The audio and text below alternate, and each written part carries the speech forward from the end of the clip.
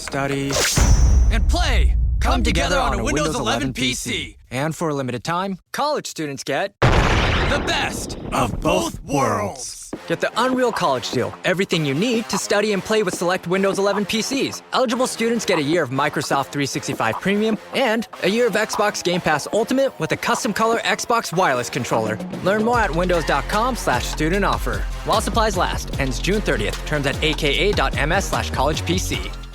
Are your ad campaigns lighting up the dashboard, but not the pipeline? That's bull spend. And marketers are calling it out in Dashboard Confessions. My boss asked for results, so I opened my dashboard for the only positive-sounding metric I had. Impressions. Cut the bull spend. See revenue, not just reach. LinkedIn delivers the highest return on ad spend of major ad networks. Advertise on LinkedIn. Spend $250 on your first campaign and get a $250 credit. Go to linkedin.com/campaign. Terms and conditions apply. You have one new message. Translating. Disney and Pixar's Hoppers is now available on Disney+. You could say that again. Critics are calling it Pixar's funniest movie ever and a wildly entertaining ride. Blizzard Potato. It's certified fresh and verified hot. Now we party. This is incredible! Wow, I am clearing the rest of the day. Disney and Pixar's Hoppers now available on Disney+. Rated PG. Pay's checkout is offered by your banks and credit unions. So when you shop online at participating merchants, your cards appear in one place. Pay's. It checks out. Activation required. See Pays.com to learn more. Terms and conditions apply.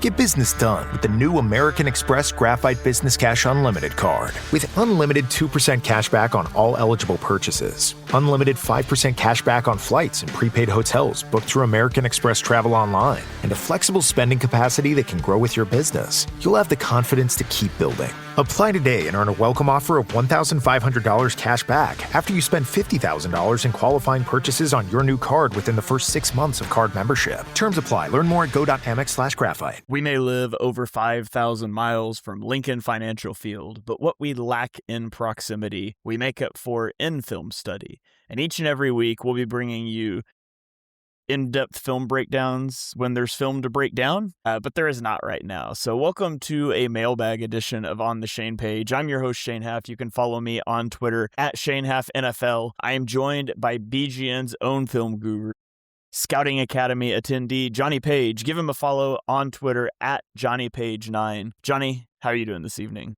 I am very well. I'm very busy, as you sort of mentioned. We haven't chatted in so long, so this is kind of the dead time for us as well. So we were like, we got some stuff to say, and I was like, you know what? Let's just save it for the pod. So yeah, if you do not know Shane, you'll be very pleased to know, sound the alarm, British weather news. Long time listeners know we love a British weather story. So we are currently, Wednesday and Thursday, entering a red alert. Not an amber, a red. We are talking about shutting my workplace on Wednesday. That is a possibility, depending on what the government says. A red alert. I feel like I'm going to tell you the temperature and you're going to be like, that's our 50th hottest day of summer. But we're not made for heat. I've said this before. We are not made for heat in the slightest. So they are potentially speaking about 39 degrees, which, of course, I looked it up, is about 102 Fahrenheit, which is probably nothing, I'm guessing, from where you are.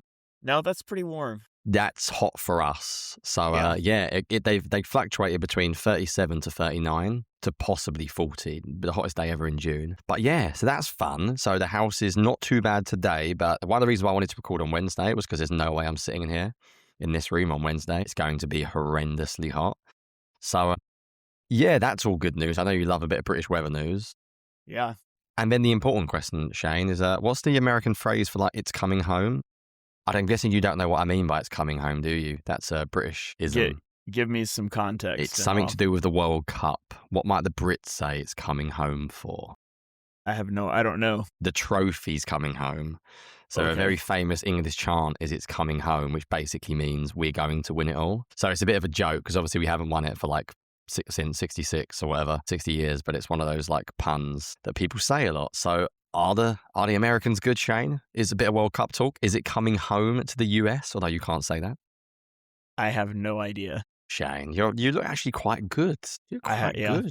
I have intended to watch one or two of the matches. And you have some actually good players this year. It hasn't lined up with free time where I was able to do that. But I do intend to watch some of it. I just haven't been able to yet. Very disappointed. Very disappointed. Yeah, you have some decent players. You have some pretty decent players this year. So, I mean, you're definitely going to get through to the next round or whatever. So there could be some buzz over in the States. You got a nice group, which is always convenient. But yeah, is that it for World Cup talk?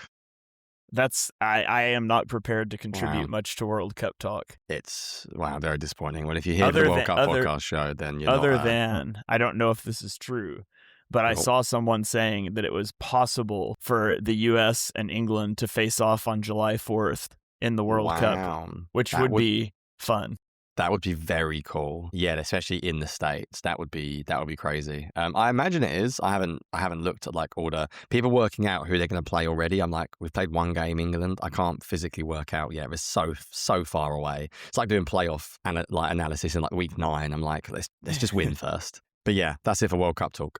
Anything else I was going to say? Oh, I'm going to release my Jomo scouting report, which just sounds very random. People are like, why? Well, what's he got to do? He's not a rookie. I completed, hooray, if that's a thing, my first module. So I'm officially a defensive line qualified. I've got a meeting with the guy in charge tomorrow, a 90-minute meeting, may I add, to qualify until I can go on to the next position. Not sure what we're talking about for defensive line for 90 minutes. But anyway, my final report, I sort of cheated, really. You have a choice of 5 players, but you always know what one's going to be your last report. Like, you have to rewrite it and stuff. And I was like, well, I'll pick a Jomo because I know him very well. So I've sort of cheated by picking a Jomo. But I quite enjoyed going back and watching him from like a different perspective. That was quite fun. So I'm going to release like the way the report is, just in case people are interested, like how different it is to how I would do a scouting report. It's very like terminology heavy. It's not user-friendly in the slightest. But anyway, the way they say it is that's how a lot of the league does it. The way they phrase it is, which is quite interesting, they're going to give us the worst way of writing a report ever. Because then the idea is obviously to work within the league. And it's like, whatever team you possibly work with, it can't get worse than this. So he was like, we would hope teams are better than this, but not every team is. So he literally said, the hope is you'd work for a good organization and this kind of lingo would be a little bit old hat, shall I say. But some organizations are still like this. So if you do get the call up, you have to go through like pass and run separately. You have to do it like all snap to finish. So like you start with burst, then pass rush moves, then finish. But you have to look at like gap, how they handle gap scheme, how they handle pullers, how they handle zone block. That's been something I've never really looked at before. Like I've never really watched a Jomo and be like, how does he handle a reach block? I've just watched him. So that's the kind of lingo that you like get into. But the website we use makes it incredibly easy, which we can't do ourselves because you can filter, I want to watch him versus gap. You can literally filter, I want to watch him gap scheme, point of attack, pulling guard. 25 plays from last year, bang. And I can just watch him take on a pulling guard. I mean, honestly, how NFL teams make any mistakes is beyond me. This website is unbelievable. I can filter anything I want to see. Left, right, what technique. Yeah, it's pretty amazing, honestly, how quickly I could feel like I could get a really good look at a Jomo. But yeah, this website is for teams only. You are not allowed it in the media. So, yeah, anyone that says they have it, as far as I'm aware, that is impossible to get. And trust me, I've already spoke to BLG and been like, is there a way? There's not a way. So yeah, we've waffled for too long, even by my standards of a mailbag. Shall we rock and roll? Hearing you talk about the resources you have access to make me angry. Honestly, Shane, I can't share my screen. We have to sign an NDA and whatever they call it. Like I've never had to sign one of them before, so that's strange. Like you're not allowed to share anything. But when I tell you like the stuff you can look up, I mean it's honestly mind blowing. Like I thought Game Pass was like good. It's like I can't quite explain. Like you can search for anything, but at the top they have like quick cut ups. Like, and these are just like the obvious ones. So if I'm just clicking on a Jomo now, I can see when he's the point of attack, when they're running away from him, when it's just a standard run, when it's a gap run, when it's a zone run, when there's a pulling guard. I can watch every pass rush snap. I can just watch him from a 4-man pass rush. I can watch him from a 5-man pass rush. I can watch every third down pass rush. And the best thing is, Shane, they also have speeds and you can filter the speed. So if you're watching a wide receiver and want to ignore every play where they're not really doing anything, you can sort of filter it because if they're not running at a certain speed, you know they're not running a proper route. So if you want to watch them actually run like proper routes, you can just filter like that. Honestly, and I've only got into one position. So this is stuff just for one position. It gets like, if I just scroll across, it is insane. I want to watch gap scheme runs, pulling guard first down where they're running it at the B gap and he's in the B gap. Like you can filter everything. Every single run scheme is there. I want to watch him just versus Duro. I want to watch a Jomo versus outside zone. That's where you get really good at like analyzing them versus reach blocks and stuff. I want to watch outside zone when he's got the C gap.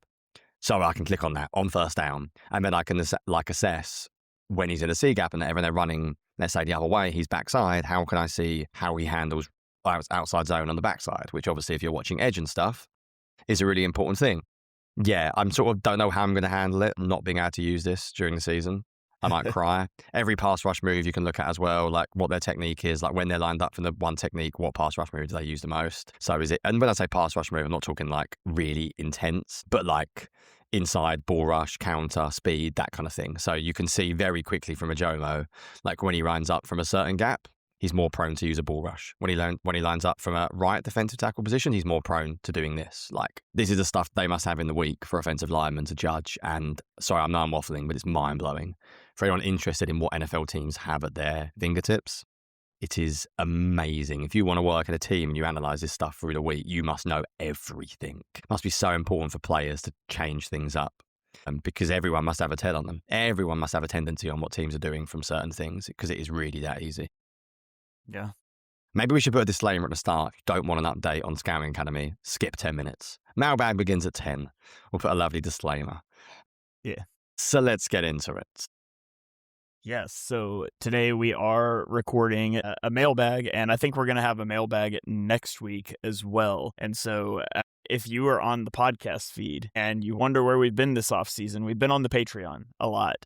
And so I'm going to release the first part of this mailbag on the podcast feed. All the questions came from our Patreon users. So if you want to submit questions to our mailbags, head over to the Patreon. We have a $3 a month tier that gets you into our Discord. It gets you ad-free podcasts, including these mailbags. So go check that out. And next week's mailbag will be only on the Patreon. So if you enjoy this one, you want that one, head over and support it. Patreon.com/EaglesFilmRoom. But enough promoting that. Johnny, let's dive in. Our first question comes from Yakko, who wants to know if either of us have ever made it to a Wawa. And if so, what did we think? You're shaking your head no, you've never been to one? I didn't get there when I was in Philly or in Ohio. So I don't really know Wawa. Is it a chain? Is it the gas station? Well, it's a gas station, right? Maybe I did then. I may have in Ohio. So we stayed in a hotel in Ohio that was like, no. I feel like it wouldn't have been. I feel like I recognized. I'd be lying. I recognized like the red logo. I'd have to look at my hotel, which would take me a long time. If I found my hotel, then I could get back to you. But I remember being amazed by American gas stations in general. They blew my mind when I was in Ohio. Our hotel was right next to one. I was like, everything's here. Like everything's here. Yeah, someone can tell me if it's actually in Ohio or not, but. We need videos of you reacting to things in the United States, like all the World Cup people are posting now. But yeah. So in 2020, I went to Richmond, Virginia for a wedding of someone I had never met in person before, which is a story all in itself. But while I was there, we did go to a Wawa, and I got a mac and cheese bowl there while we were getting gas. I think it was a buffalo mac and cheese bowl. I can't remember, but it was good. A nice, clean gas station. They had good food. In my area, we have a chain of gas stations called Quick Trip. I don't know if any of our listeners have been there. It was similar-ish in terms of like gas station food, but not all Quick Trips are clean like that one, the Wawa I went to in Richmond. So I would put it slightly ahead of our regional gas station. But if you're ever in this area, Quick Trip, some of them at least have good food selections too. So I have been to a Wawa. It was not in Philly, though. It was in Virginia. See, now I'm desperately trying to find the hotel that I stayed at. So I'm searching through like my G drive to try and find this America drive that we shared amongst ourselves. I will find it. If I find the America trip summary, then I will have access to the hotel because it was right next to the hotel. So it's possible. It is possible. I will find out during the show. But let's move on. All right. Sounds good. Second question comes from Daniel, who asks, do you want the Eagles to remain cagey about reporters and film crews in the facility, or do you wish they were more open? What are your thoughts about how the Eagles handle all of that, Johnny? Do you care this is a good one question. way or another? Yeah, good question. So I guess it depends. I take this as two different ways, like film and reporters. So I want reporters to get access as much as possible as a fan. I also think I have to be very careful of believing anything that anyone says, and especially when it comes to film. I think anything that's filmed by the team is released for a certain reason. And the truth is that anyone that's ever played sports, you will never get the inside story fully. Even like the great Seth Wickersham articles, when you're like, wow, some of this detail's amazing. I'm like, it's more about like reporting from the outside still, and there's always someone telling that particular story. So even like, and this is not a shot on journalists at all, that is their job to uncover stuff, and like journalism is an amazing industry. But I'll be honest, I want as much access as I possibly get.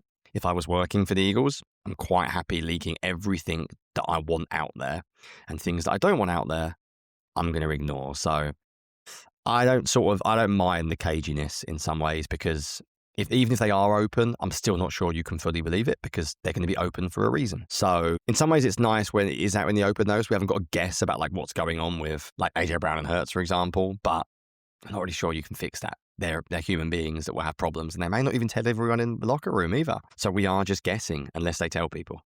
Yeah, I honestly don't care too much. Like, some of the caginess around reporters, some of those responses annoy me. Like, sometimes we run it just to run it, because that just makes you sound like a moron, which it turns out you were. But overall, I don't really expect them to like give away much. I enjoy Vic Fangio's responses because he will be candid without giving things away. I do not enjoy listening to Nick at all, because he never says anything and he talks in circles. And frankly, I can't be bothered to even read a transcript of Nick's press conferences anymore, because there's just nothing there. So I honestly don't care. I really only care about what happens on the field on game days for the most part. But there are some instances where, like, I like it when you get a coach that like breaks down something, the way they think about things. Like, and I've posted some clips of those throughout the years on Twitter.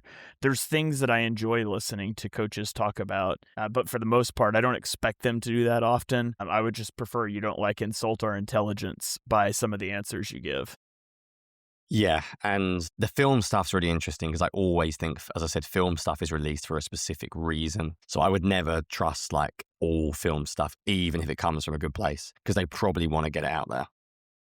Yeah. So, all right. Moving on. By the way, I'm getting a lot of crackling in your audio. So we said this last time, didn't we? Did anyone? I don't think anyone actually said anything about post-production. No, it was fine on the recordings. Yeah. Sorry, if you can't hear anything clearly, just give me a shout. But how weird. I'd say we'd look into it, but Riverside will be Riverside, I guess. We'll probably find out next time we do a live, when people can tell us if they hear it as well.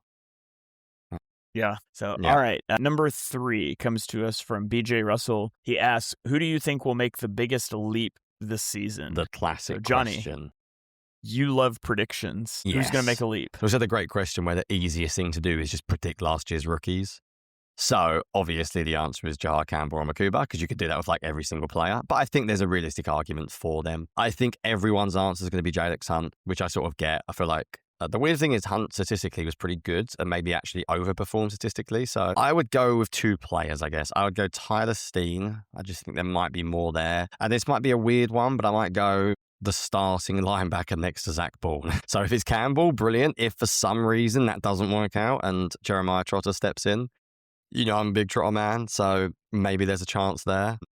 But yeah, they would be a shout on offense and defense. But it is very easy just to go to last year's rookies, isn't it? And be like, that guy. But yeah, that is sort of the truest answer, probably.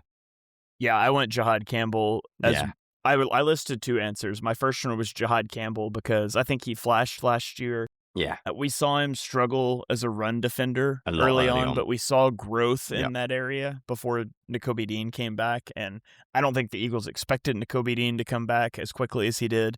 I don't think they expected him to be as good when he came back as he did. Jahad Campbell being benched had far more to do with Nakobe Dean than it did Jahad Campbell. I think if the Eagles could have seen the future and known that Nakobe Dean, because there was legitimate talk that like Nakobe Dean may just like not play football anymore with that injury. And so I think if the Eagles could see the future and knew the manner in which he would come back, they would have never drafted Campbell because they would have extended Nakobe Dean. But that's in the past, water under the bridge. I think Jahad Campbell is a breakout candidate for this year, or makes a big leap, because I think he is going to be the starter. I think he's going to be a good player. And then the other one, and this has been a drum I've been banging for a while. Devontae Smith. Devontae Smith. Yeah. Devontae Smith's going to set a career high in yards this year as the wide receiver one for the Eagles. So he had like 1195 as a second-year player. So, like, if he gets 1,200 this year, is that a leap? Well, I would argue it is because he doesn't have A.J. Brown anymore. But I think that's on the table for Devontae Smith. So sets a career high in yards, and I would consider that a big leap, even if he just barely clears that 1194. Yeah, I knew you were going to go there, so I didn't go there because of that. There's not really many obvious players, I'll be honest. Like, I feel like some of the Eagles are obviously already broken out, or they're, like, getting on a bit. Like, you can't pick DeJean or Quinion. They've done it. Like, do you know what I mean? They're there. So I feel like there's only really a few obvious answers. I would just say, as someone who's watched 5 Ajomo games recently, I watched the start of the season and the first game against Cowboys. Campbell was a little bit rough. I think I sort of ignored maybe my bias, ignored how bad he was against the run early on in the season.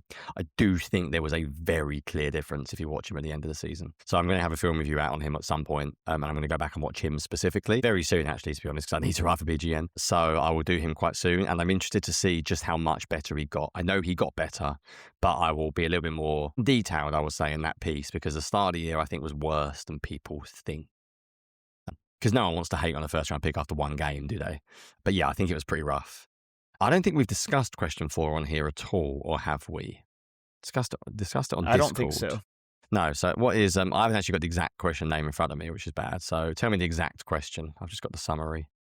Yeah, it was, what is your opinion on the Jared Verse Myles Garrett trade and comparison of their potential 2026 impacts? Freaking love it. The trade, for both just teams. to rehash. Yeah. Yeah, so the trade, just to rehash, was Myles Garrett goes to the Rams, and in return, the Rams get Jared Verse, a 2027 first-round pick, 2028 second-round pick, 2029 third-round pick. And so you said you love it for both teams. Yeah. Talk to me about that. So just quickly as well, sorry, I was up at the Scouting Academy, my God, but the 6th and 7th player we got told to watch are like the best, and we're meant to watch them after the other players to like compare, and Garrett was the 6th, and Garrett is a total freak, Shane. Like, I know everyone knows this, but when you actually analyze and watch like a full game and compare it, it is absurd how good he is. Like, it's like he's playing a different sport at times. He's that dominant. Like, I think he's as good as it gets. So if I'm a competing team, and you know I've said this on the pod, I would have done everything to get him as the Eagles. I'd have given up multiple first. I don't care about his age, because I think you basically give yourself 3 years where you're the favorite every year. I think he's that good. For the Browns, why the hell have you got him? It's a total waste of time being on your roster. He's going to make your draft pick worse. You're not winning him the next 2 years anyway, so get rid of him. To pick up Jared Verse, who I think is maybe not tier 1, but tier 2. Some of the stats community don't like him because he's not always like got loads of pass rush moves. He's a bit one like trick pony ball rush. I'm like, yeah, but the one trick works. He's incredibly effective at what he does. You don't need 15 different moves as a pass rusher. I get picks and I get Jared Verse. Like, I see for both sides, it's the rare, why the hell would you not do this trade? For the Browns, I think it's a huge win. And I'll be honest, obviously everyone's being sarcastic now. Like, well, the Rams have already won. No one's won. It's June. Someone could get injured. Stafford could get hurt. Garrett could get hurt. The season's a long season. But I think they're very clearly the favourites, because I think that move just does take them over to a new level. So I'm a huge fan for both sides. And if there was any chance we could have got Garrett here, I'd have pretty much done anything for it, if I'm honest. Yeah. From a Browns perspective, it sucks to see a Hall of Fame player who has been a 9-year franchise cornerstone with 8 consecutive double-digit sack seasons go. But he is heading into his 31-year-old season, and like you said, your window to win just doesn't line up with his career trajectory. And so you get the cool send-off last year. He sets the sack record. He's going to go into the Hall of Fame as a Brown. Like, that's a cool send-off. It's a great return for the Browns. I mean, I would value Jared Verse somewhere around like a first and second round pick, or maybe a first and a third round pick, somewhere in that vicinity. Yeah, Verse is good. Yeah, so I mean, essentially, if you just want to put it in pick terms, you traded Garrett for the equivalent of like 2 firsts and 3 day 2 picks, and so that's great return for the Browns. It makes sense for the Rams to push the chips in for a Stafford Super Bowl, especially since they think they already have their quarterback of the future in Ty Simpson, which is a different discussion, but whatever. I think the trade made sense for both sides. I like it for everyone involved. I like it for the Rams. I like it for the Browns. I like it for Myles Garrett. It just sucks for Jared Verse. Like, to be an ascending player. Hard, man. That's tough.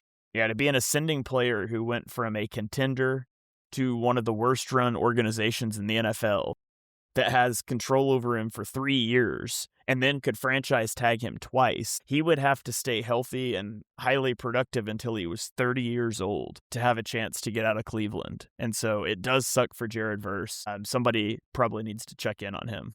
Yeah, and I will say as well, I saw some Browns fans online like, but we should have got 3 firsts for Garrett or 2. And I'm like, you got a player. I hate the obsession with picks. I know picks are important, but I think the Rams do this obviously as well as anyone. I mean, look at the success they had and they never pick in the first.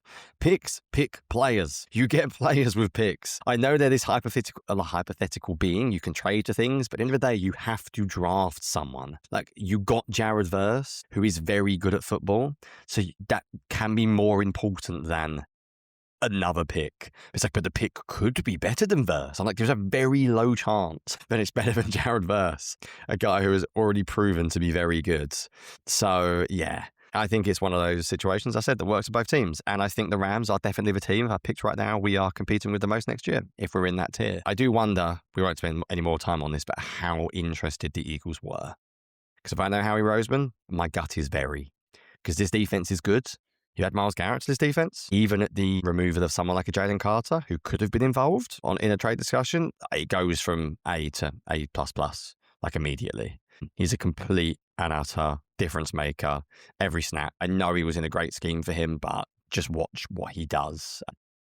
Yeah, best defensive player in the league, in my opinion. And I think it's a huge, huge move for the Rams. And one you don't see very often. It's a fair play. It was cool for us following the sport, wasn't it? Yep. All right, question number 5. This is a big one. So, right, you've got some of the list in front of you, haven't you? So go for it. This follows what we did on the last show. Yeah, so on our piggybacking on the last Mailbag episode, which again, go check that out on Patreon. Rank the Eagles' second-round picks since you started watching them. Aiden asked this question, and so I chose to rank from 2012 to 2024. I didn't want to touch Andrew Makuba. He's only had 1 year in the league.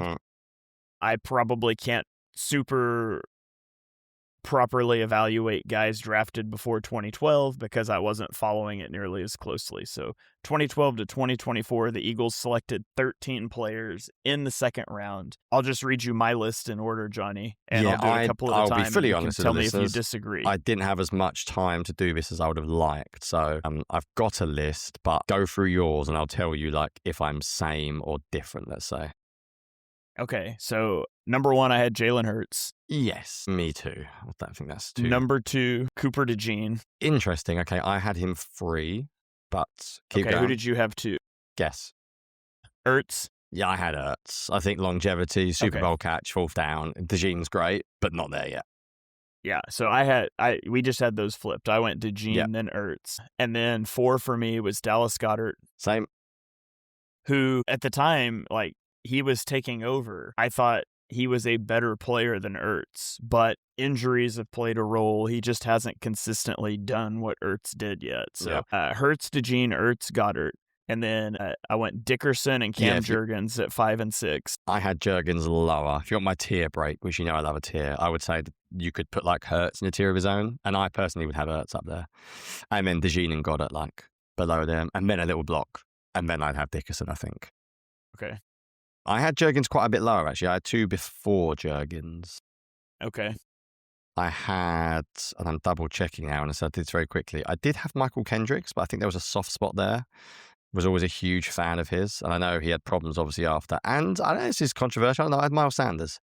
I know it didn't end up very well, but I think I never liked him a ton as a player in terms of how good it was from a technical point of view, but like production wise, I feel like he just had that couple of really, really good years, and yards per carry was also awesome every year. So I like my explosive backs. I had them 2 before Jurgens.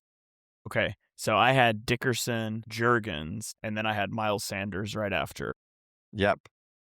And then I went Jordan Matthews, then Michael Kendricks. Right. I had Matthews below Jurgens. I had Matthews in like a tier break below. I just feel like Matthews was such a stat padder that was never actually very good. Whereas I feel like Sanders was at least good, if not great. Yeah, but Matthews has stuck around for a while, hasn't he? So fair play. Matthews has had a pretty good pro career. A very good pro career. Ended up a tight end, didn't he? Done a little bit of everything. Still playing until a couple of years ago, wasn't he? Although not doing a great deal, but he stuck around for a while, didn't he? although didn't really do much ever. Yeah, it after really leaving fell off Philly. for him after that third year. Yeah, no, I'm lying. He did not have a decent pro career. For some reason, I thought he did better than he did. Looking at his numbers after he left Philly, it didn't go well. Yeah. So I have Matthews, Kendricks, and then I went Vinny Curry. I didn't have Vinny Curry on my list. I don't know why he didn't pop up in my list. My search engine failed me. Right, you're low on Vinny Curry, man. I'm looking at the Vinny Eagles Curry's had now. 2 second-round picks that year. Maybe that's why. I know he never had like that many sacks, but I always liked Vinny Curry. But maybe you're not low on him. Honestly, looking at his numbers. Yeah, honestly, I'm not. The Eagles have just drafted really well in the second round. Curry was better than his numbers. Why did I think Vinny Curry had like significantly more sacks than he ended up with? Still got 32. I thought he had more than that though. 30 sacks in 8 years. I might have him above Matthews. Probably not Juergens, but I'd have him above Matthews personally. Yeah. So I think this is mostly a testament to how well the Eagles have drafted in the second round, because I haven't named a player yet that I think was a bad pick. Yeah. Now, the only 3 that are left were bad picks, and that's Sidney Jones, Eric Rowe, and Jay Jaw are the bottom 3 on my list. Yeah, I am the same. When was it 2011? 2010, I haven't got him. Nate Allen. Yeah, he was a year before. Yeah, he also wasn't a bad player overall. Yeah, they're the 3 obvious ones, aren't they? I'm guessing you're the same order as me. Rowe, Jones, J.J. Arthur-Whitesides. I went Jones, then Rowe, then J.J. Arthur-Whiteside. Did you? Didn't Eric Rowe ended up playing a little? I think Eric Rowe had more. He ended up playing at safety a little bit, didn't he? For I think he played Patriots. Yeah, I think he played a lot more than Sidney Jones ever has. I think he's got to be above Sidney Jones, surely. 103 career games, Shane. Sidney Jones is nowhere near that. It's 63 games for Miami. All right, 16 for the Eagles, but still 16 more than Sidney Jones has ever given us. And then, J.J. Arthur-Whiteside, the worst second-round pick I can remember for a long, long time. I think there was a little bit of discussion about him the other day about why he busted and stuff. It was like... And even with Sidney Jones, I kind of asterisk that one, because I still think he's a good player that had a bad injury during the draft process and just never came off of it. Yeah, it's hard for me to knock the Eagles too much on that pick. But whereas with Rowe, they just drafted him, didn't have a plan for him, and then he went somewhere else, and that team had a plan for him. I always care as well about like J.J. Arthur-Whiteside, man, never even got signed after 3 years. That's crazy. Didn't even get a shot. That is bad. Because you know what draft picks are like. Teams, I used to have him as a 3rd round. We'll go and get him now. Like, he's available. What a bar. Every fan's like, he was a 2nd round pick. The upside's amazing. No one even bothered. That guy could not play. He really could not play. He could not. There's very few you see that, like Rager could play. It's just a twat, for want of a better word. Like, I mean, Rager cared about playing, but you could see, like, that at times he could move. Like, you understood why he got signed again by teams. He just didn't look like he had his head screwed on. But Rager still had 1,000 career yards, for example. Like, he could at least compete in the league. J.J. Arthur-Whiteside just doesn't exist. It's not there. 2nd round pick to end up that bad. 290 career yards in 40 games, and he started 7 of them. That is pretty appalling. Yeah, he was not good. Let's not talk about J.J. Arthur-Whiteside too much before we get too sad. But that did not go well. Right, let's fly through a few more of them. Do you want to take a break? We're going to cut it off here, and this is going to be the end of the first mailbag. So again, those of you that enjoy the mailbag stuff, you can head over to our Patreon and get hooked into that $3 a month tier, and you can ask questions for our mailbags. You can also catch next week's Patreon exclusive mailbag. So we are going to get out of here on this one. I hope you enjoyed Johnny's Scouting Academy update and a few of the questions we got to, and we will get through. I think we've got like 13 left for next week. So head over to check that one out. But thank you guys for joining us, and we will catch you next time. This episode is brought to you by State Farm. You know those friends who support your preference for podcasts over music on road trips? That's the energy State Farm brings to insurance. With over 19,000 local agents, they help you find the coverage that fits your needs, so you can spend less time worrying about insurance and more time enjoying the ride. Download the State Farm app or go online at statefarm.com. Like a good neighbor, State Farm is there. This episode is brought to you by Perfect Bistro Cat Food. Hey guys, today I'm interviewing my cat about his perfect bistro food. Percy, you seem to be a big Perfect Bistro fan. Care to comment? Totally. What do you like about it? You love the high-quality ingredients? And the delicious flavors, of course. Yeah, that makes a ton of sense. Listen to Percy, guys. Visit perfectbistro.com to try it for your cat. Tomorrow morning is knocking. Stock your fridge now. How about a creamy mocha frappuccino drink? Or a sweet vanilla? Smooth caramel, maybe? Or a white chocolate mocha? Whichever you choose, delicious coffee awaits. Find Starbucks Frappuccino drinks wherever you buy your groceries. This summer, soccer is here. And so are the watch parties. And Uber Eats has your game day essentials covered with 30% off orders from Aldi, Kroger, and Dollar General. Everything you need to keep your crowd happy, delivered straight to your door. Chips, dips, fresh ingredients, and more. Order in so you can lock in for the games. 30% off your grocery order, only on Uber Eats for a limited time. Do you hear that? Sounds like breakfast is ready. Because Quaker's coming in hot with morning nutrition. 100% whole grain oats and a good source of fiber to fuel the rhythm of your morning and kickstart your day. And that sounds absolutely delicious. Fuel to start whatever's next. Quaker, official sponsor of FIFA World Cup 26.